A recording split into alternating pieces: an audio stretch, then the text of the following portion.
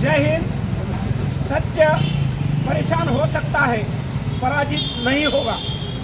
याच म्हणीप्रमाणे माननीय अरविंद केजरीवाल, माजी मुख्यमंत्री, दिल्ली सरकार, आम आदमी पार्टीचे सर्व या भारतीय जनता पार्टीने खास करून भारताचे पंतप्रधान नरेंद्र मोदी आणि देशाचे गृहमंत्री अमित शहा यांच्या सांगण्यावरून आम आदमी पार्टीच्या सर्व 23 नेत्यांवरती केसेस करून त्यांना खोट्या आरोपाखाली जेलमध्ये टाकण्यात आलं आणि काल कोर्टानं त्यांना निर्दोष मुक्तता दिली।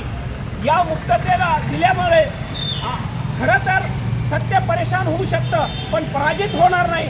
या म्हणीचं सत्य काल उतरलेलं आहे आणि या देशामध्ये जे खोटे आरोप करून, यंत्रणांचा खोटा वापर करून सत्याला परेशान केलं जातं आणि इमानदार माणसांना जेलमध्ये टाकण्याचं खोटे आरोप करून केले जातं, याचा जाहीर निषेध काल त्या कोर्टानं जे जजमेंट दिलं आणि जो सत्याचा विजय केला त्याचा आनंद। आणि केजरीवाल हे दोषमुक्त झाले, आम आदमी पार्टीचे सर्व नेत्यांना दोषमुक्त केलं आणि CBI सारख्या संस्थेला कटघड्यामध्ये उभा केलं। अशा संस्था देखील कुणाच्या तरी दबावामध्ये काम करतायत हे देशाला दाखवून देण्याचं काम केलं।